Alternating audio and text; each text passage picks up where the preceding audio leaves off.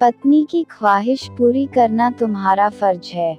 संतोष जी की पूरी कोठी रंगीन बिजली की झालरों से झिलमिला रही थी और गेंदा, गुलाब, बेला के खुशबू से गमक रही थी। सब तरफ चहल पहल, हंसी मजाक और चुहलबाजी का माहौल था। होता भी क्यों नहीं, उनके बड़े बेटे मोहित की शादी जो थी। पंडित जी मंत्रोच्चार कर मंडप लगवा रहे थे। संतोष जी की पत्नी सरिता जी भी उमंग में हुलसती हुई सब तरफ घूम घूम कर देख रही थीं कि सारे इंतजाम ठीक से हुए हैं या नहीं। सरिता जी 5 जनेऊधारी पुरुषों को बुलाए, वे ही पकड़कर खम्भ स्थापना करेंगे। पंडित जी ने आवाज लगाई तो सरिता जी अपने जेठ, नंदोई, बहनोई आदि पुरुषों को गुहारने चल दी। सभी ने पकड़कर खम्भ लगवाया और सरिता जी ने सभी की पीठ पर हल्दी वाले पीठे से हाथों के छाप की मुहर लगा दी। इस तरह हर्षोल्लास से विवाह की सभी रस्में निपटती गईं।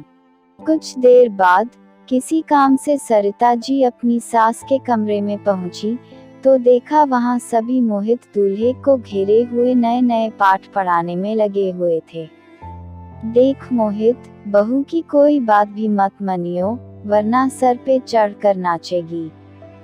मोहित की बड़ी बुआ समझा रही थी। हाँ, सही कह रही हैं जिज्जी, उसे बता तो दिया है ना कि हमारे घर में बहुएं सिर्फ साड़ी ही पहनती हैं। छोटी भी क्यों पीछे रहती भला।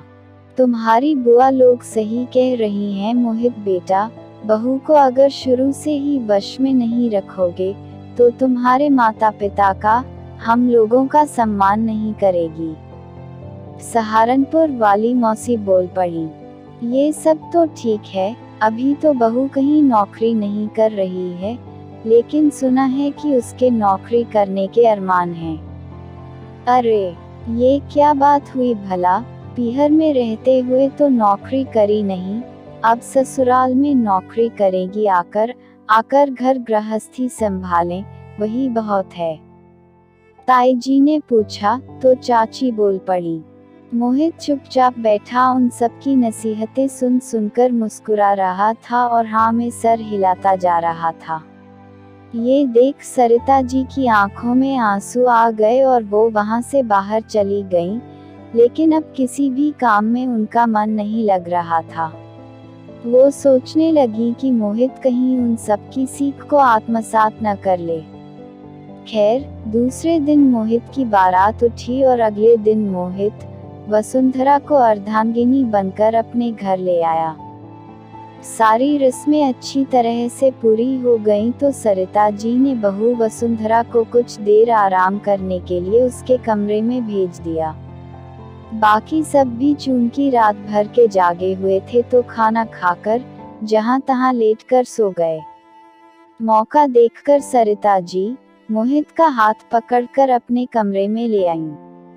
मोहित उनके द्वारा यूं लाए जाने पर सवालिया नजरों से उन्हें देखने लगा। देखो बेटा, परसों मैंने देखा था, तुम्हें सभी बड़े लोग नसीहतें दे रहे थे।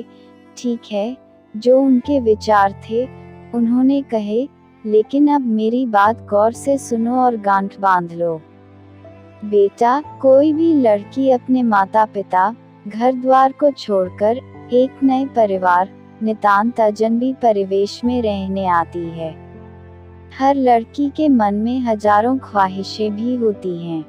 कुछ ख्वाहिशें तो माता पिता यथासंभव पूरी कर भी देते हैं, लेकिन कुछ ख्वाहिशें अधूरी रहती हैं। ससुराल आकर नई जिम्मेदारियों का वहन करते करते कई बार उनकी ख्वाहिशें सीने में ही दफन हो जाती हैं। अगर वो पत्नी होने के सभी फर्ज निभा सकती है, तो बेटा, एक पति होने के नाते तुम्हारा भी फर्ज होगा कि तुम उसकी ख्वाहिशों को उड़ान दो। छोटी हो या बड़ी, ख्वाहिश तो ख्वाहिश ही होती है। तुम आज मुझसे वादा करो कि एक अच्छे पुत्र होने के साथ साथ एक अच्छे पति भी बनोगे। सप्तपदी के जो वचन तुमने भी लिए हैं, उन्हें पूरा करोगे, अपनी पत्नी की हर ख्वाहिश पूरी करोगे। मोहित पूरे मनोयोग से माँ की बातें सुन रहा था। माँ, मैंने हमेशा ही देखा है कि पापा ने आपका हर कदम पर साथ दिया है। दादी की इच्छा के विरुद्ध जाकर कई बार आपकी ख्वाहिशें पूरी की हैं, चाहे वो कहीं घूमने जाने की हो या कोई और। तो आप तो अपनी बहू के पक्ष में ही हैं, फिर भला मेरी क्या बिसात होगी जो मैं उसकी ख्वाहिशें न पूरी करूं। आप बिल्कुल निश्चिंत रहिए। मोहित ने माँ का हाथ थामकर आश्वासन दिया। लेकिन उस दिन तो तुम बहुत गंभीरता से बुआ, ताई, चाची, मौसी की बातें सुन रहे थे। सरिता जी असमंजस में थी। अरे माँ, आप ही तो कहती हैं ना कि सुनो सबकी, करो मन की।